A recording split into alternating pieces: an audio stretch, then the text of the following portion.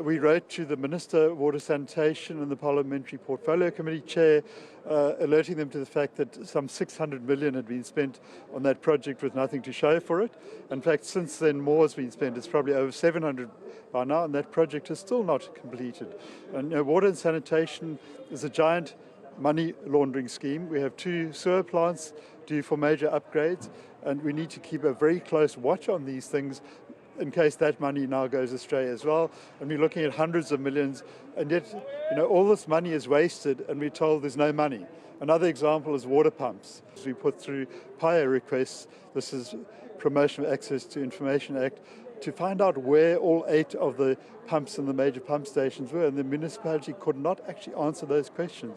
It was only after... Guys, so in what many reports have called a troubled municipality, this Makana municipality in the Eastern Cape is actually under scrutiny by the SIU, and there's this PR councillor here, Philip Makanik, actually breaking down the series of corruption and projects that have actually had to be paused because of the lack of funds that were actually already disbursed, to the tune of 700 million. Where there were these funds being disbursed, but the projects are still the same. And one wonders where all of that money has actually got to. Let's listen to the full report he gives on this whole problem and breakdown of many infrastructural projects in the Eastern Cape, corruption, fraud, to the point where the SIU has actually launched an investigation. And I'll be back on a really interesting report on the Daily Maverick that actually breaks down where this whole history began of breakage in the Eastern Cape, especially in Makana municipality. And that's exactly. Now we're joined by Philip Mechanic, who is a PR councillor within Makana, and also part of the community-based organization such as the Makana Citizens Front that was actually brought in 2021 as a result, or 2020 and 2021 as a result of the issues of corruption and lack of service delivery. Philip, thank you so much for joining us on Newsroom Africa. I think let's get into, without wasting too much time, the report that you had showed us. You have an investigative report that was done independently by independent forensics experts looking into the finances and some of the major projects that the CIU is now looking into. Right, so that report came out in 2013. It was produced by the Kabuso forensic audit firm, and it was actually commissioned by the acting municipal manager right here in the municipality. His name is Planga, and since then he's been unemployable in an ANC municipality. Now, unfortunately, the SIU's proclamation does not go back to 2013. I would estimate that the period they cover, which I think goes back to 2019, there could be 20 or more corrupt contracts that they could investigate. So there is a lot that they will catch, but we really want that full forensic audit to be opened up and investigated properly by law enforcement, because there's a lot of stuff going on, ghost workers, people appointed who are not qualified for the job, people paid a higher salary than they're supposed to be, many other things that were covered by that report and have not actually been investigated for law enforcement. Let's get into one of the key projects that are part of that, or one of the accusations that are big that coming out of that report. Yeah, out of the Kabuso report? Yes. Well, a lot of it was just simply misspending on appointing inappropriate people, people being paid higher salaries than they were supposed to be paid, and so on. So the municipality went from having a large surplus and a large amount in the bank to running at a loss, and constant claims that there's insufficient money. And I do believe there was 100 million surplus inside that bank account that belonged to the municipality at that time. Yes, now that predates my time in the municipality, but Lungile Nklobe, our leader, has supplied that information, and he knows the background to all of this. And if we come to a more modern era, we look at massive misspending, for instance, on water projects. Jameson Dam, which does not feed any water to the city, something like 20 million was spent on that, and we consider that to be a corruptly awarded contract. And that dam, in fact, was used as a cattle farm until we exposed it and put a stop to that. Another one is the James Kleinans water treatment works, where early In 2022, we wrote to the Minister of Water Sanitation and the Parliamentary Portfolio Committee Chair, alerting them to the fact that some 600 million had been spent on that project with nothing to show for it. In fact, since then, more has been spent. It's probably over 700 by now, and that project is still not completed. And water and sanitation is a giant money laundering scheme. We have 2 sewer plants due for major upgrades, and we need to keep a very close watch on these things in case that money now goes astray as well. And we're looking at hundreds of millions, and yet, all this money is wasted, and we're told there's no money. Another example is water pumps. These big infrastructure grade pumps cost 2 to 4 million, depending which pump we're talking about. And these things just keep breaking. This municipality replaces them faster than I replace toothbrushes. And yet these things should last 15 years or more if they're properly used and maintained. And there was an example where a company called Manco Business Enterprises was contracted to supply pumps, and a large down payment was put down for this, and no pumps appeared. And at least in this case, there were consequences. The former Director of Infrastructure was fired over this. I'm not sure whether all the appeals of this have actually come through yet. But this is one example where at least there were some consequences. Another issue was through another of our civic partners, we put through PIA requests. This is Promotion of Access to Information Act, to find out where all 8 of the pumps in the major pump stations were, and the municipality could not actually answer those questions. It was only after we took the PIA request to the High Court and repeated threats of contempt that we managed to get most, but not all of the information. Now, I have to ask you, this is a major asset. How does the municipality not know where it is? All we wanted were things like, what is the serial number on each pump? Where is it physically located? Provide a photograph of the plate showing the serial number. If it's not in place, where is it? And when will it be coming back? They could not answer all those questions. Thank you so much, Mr. McCann. Brilliant, guys. So for me, this is a learning curve. I'm actually also still learning about this whole interesting municipality, Makana municipality. Really interesting. But it says that here that the SIU has launched a comprehensive investigation into Makana municipality's 5-year service delivery crisis. So there's been a delivery crisis in Makana municipality in the Eastern Cape for 5 years. I have a personal close friend who actually, a friend of mine from South Africa, who actually has lived in the Eastern Cape and has had to leave the Eastern Cape to travel abroad because of this whole problem with service delivery, and all that. So for me, this is a really interesting report that actually gives me a really intricate view into why the Eastern Cape is performing the way it's performing, and what really is behind this whole problem with service delivery in the Eastern Cape. So the report here on the Daily Maverick actually says that 5 years after Eastern Cape government swore in front of a judge that it had a plan to turn around the Makana municipality, the Auditor General and Special Investigation Unit have actually stepped in to probe a host of alleged irregularities that have taken place since then.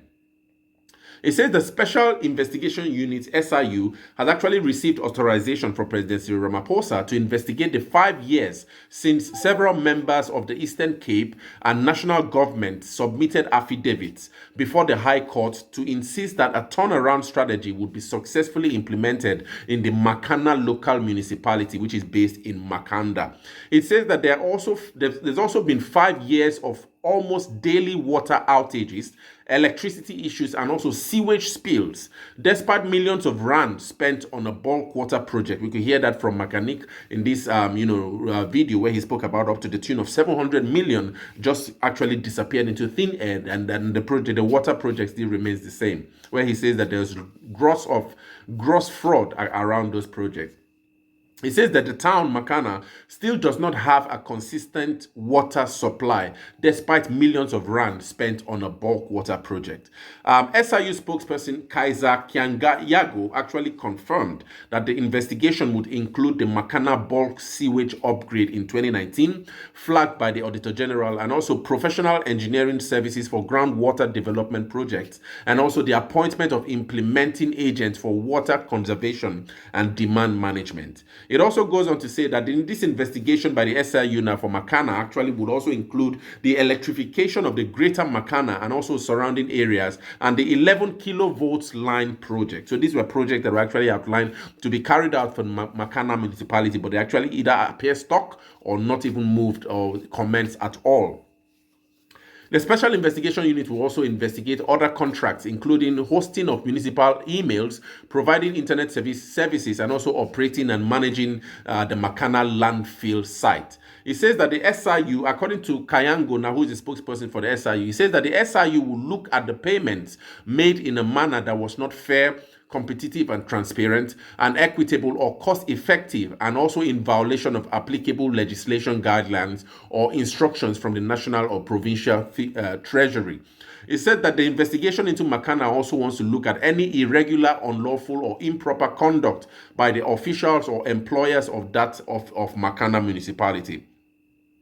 SIU also wants to probe, the probe by SIU will also include establishing undisclosed or unauthorized interest that the municipality officials or employees have had in suppliers or service providers bidding for work or doing business with the municipality, or to whom contracts were awarded to the municipality. So it's a large, investigation going on into just this one municipality. And I think that's really unfortunate because I don't know, I really don't know. The Eastern Cape, I've actually had a lot of friends coming from the Eastern Cape, although I'm Nigerian, as you guys know, but I've had friends that come from the Eastern Cape. It actually appears that the Eastern Cape is actually one of those municipalities that almost seems left out in a way in development. And for me, I really do not understand. The spokesperson of SIU actually speaks about also the fact that the SIU will investigate whether there is any undisclosed or unauthorized interest that employees in the service of the state may have had in suppliers or in service providers bidding for work or doing business with the municipality to whom contracts were awarded by the municipality. He also added that they would also investigate serious maladministration in the municipality's affairs concerning the payment of standby allowances and overtime and benefits to employees contrary to the applicable manuals, policies and procedures that are applicable to the municipality. Now, we said there are these schools in the area that are actually happy. They are actually happy with this investigation. The schools in Eastern Cape, they welcome the investigation. One of them is Rhodes University. It says that Rhodes University and the private school, Kingswood College, and also St. Andrew's College, and also Diocesan School for Girls, Victoria Girls High School. I think I know that Victoria Girls High School. I think that was one of the schools where there was a student who actually declined some scholarship from the US because of she wanted to study in South Africa or something like that. But anyway, it says that Gadra Education, local education NGO, and some of these schools anyway in the region, they actually issued a joint statement on Wednesday welcoming the investigation. They actually noted that, the statement they actually wrote said that as invested stakeholders, we are committed to supporting efforts to build an efficient local administration and ensuring that all practices within the municipalities are actually transparent, ethical, and beyond reproach. Their statement also argues that the proclamation can be linked to sustained efforts and activism of residents and also organizations that have long called for meaningful intervention in Makana through various forums and campaigns. They argue that the schools now in this region argue that they want to revitalize the municipality and remove every obstacle to positive development. And so they believe that fairness, integrity, and accountability are essential for the advancement of Makana. So anyway, where did this call for the investigation in the Eastern Cape finances begin? Where did it begin? What happened? Why and how did the finances in the Eastern Cape get into a disarray? This report here from the Daily Maverick argues that this investigation actually follows a damning report from the Auditor General for the 2022-2023 financial year. The Auditor General said that she couldn't express an opinion on the municipality's financial statement, but she gave a disclaimer that she gave it a disclaimer, which is the worst possible outcome. The basis for the disclaimer includes a lack of evidence for property and plant and equipment and discrepancies, and also an enormous discrepancy of more than 200 million rand between the municipality's assets under control and the assets declared in the financial statement. So that was where the call for investigation actually kind of like became flagged. It says that the auditors also flagged the value of heritage assets under the municipality's control, as the declared amount of 32 million rand did not correspond with the available records or the records of receivables from transactions, and that the financial statements also did not agree with the records regarding inventories. All right. Now, these auditors now were unable to also obtain information on unspent conditional grants of 42 million rand. Sufficient appropriate audit evidence was also not available for employees' related costs, and also auditors could not confirm contracted services of up to 30 million rand. Auditors also could not confirm bulk purchases of 135 million rand or operating expenditures of 42.2 million rand. So we see that the Eastern Cape is really, this is actually, we are talking about the tune of millions. So there's no way the municipality can function. Most of these millions of rand, actually, not even thousand, millions, actually almost like disappearing into thin air. Anyway, it speaks about how auditors also struggle to obtain sufficient evidence to confirm 4.7 million rand in fruitless and wasteful expenditures, and also 779.3 million rand in unauthorized expenditures. My God, this is crazy. It says that while the municipality disclosed electricity losses, this was not based on accurate and complete accounting records, leaving auditors unable to assess them. The municipality also did not disclose all potential financial obligations and did not provide the Auditor General staff with a cash flow of statement.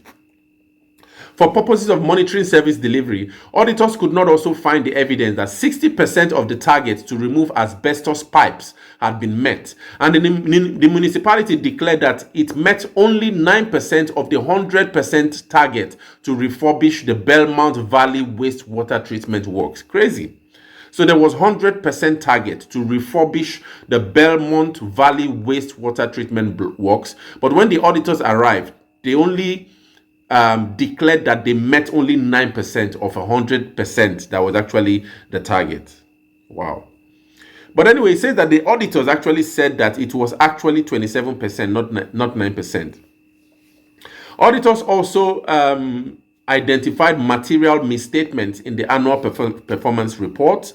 They also noted that, leadership did not effectively fulfill its oversight responsibilities on implementing and monitoring internal controls and compliance with laws and regulations. So there was a lot broken down in the Eastern Cape, and really, it's really now not so surprising how, the municipality feels the way it feels.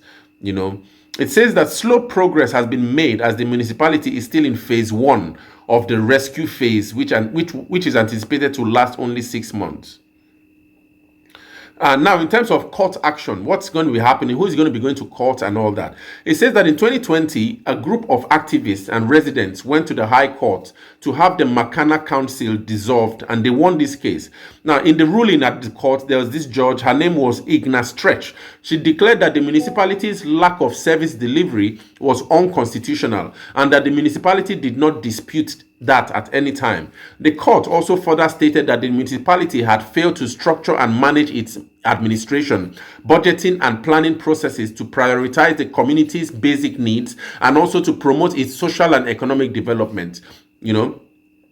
It says that the Eastern Cape government said at the time that it had staged yet another intervention, and as such, the court did not have to dissolve the council.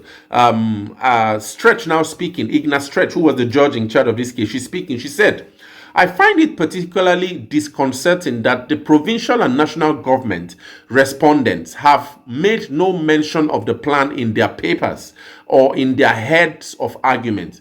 Indeed, when I questioned the council for the provincial respondents on the status thereof, I had the impression that the topic did not sit well with them and was best avoided. She goes on to say that the existence of the plan and the fact that it had been avoided or ignored, together with the suggestion that the new and future recovery is the way to go, cannot, with due application of checks and balances, be ignored.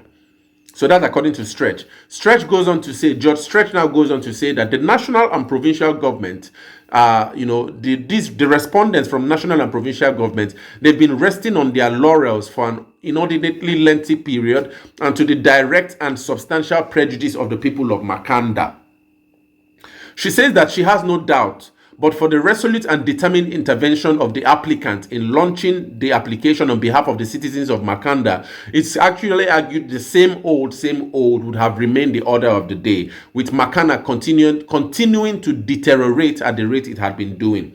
So it's long overdue anyway, according to this report. There's this political party, Makana Citizens Front. And the representative here, Lungile Unsube, actually from the Makana Citizens Front, said that they welcomed the investigation, but they added that it was long overdue, and that the rot in Makana municipality runs deep, and that they hope that there will be no sinister forces and political interference to squash this investigation. Lungile actually says that. She says, we do not believe that political figures, he said that we don't believe the political figures in this municipality are acting by themselves. They have backup from high up. So this was Lungile's conclusion in this whole matter. Yeah, but anyway, that's where we'll stop here, for this, report. I think it's quite unfortunate, you see. Really unfortunate with how corruption usually goes down in these whole governance affairs of municipal governance to the detriment of the people. For many of these municipalities I've been studying in South Africa, especially in the Cape, Eastern Cape, there's been this issue with water. And I remember I spoke in my last video that Action Essays, I think Vice President Michael Bierman spoke about how we all focus only on load shedding in South Africa, but there's a coming water shedding that would be a disaster. And that, that would actually need to be taking head on. But now with likes of these kinds of corruption that eating deep into these municipalities, it's so unfortunate. I don't know. And many times this is not only a South African problem, it's a wider African problem. Even in my own country, Nigeria, the corruption around, the local government management and all that, it's so annoying that for a young person, when you listen to all of this news, you really find it difficult to find hope in the nation going forward, because the root of the corruption and the lack of trust with the citizenry is so striking. And many times you wonder, where will this lead Africa to, especially in light of the Africa 2063 vision that wants Africa to be, positively contributing to the world, with all this corruption in the inner fractures of what Africa represents. Because when you think of Africa, the real Africa is the local government here, these municipalities, the rural areas.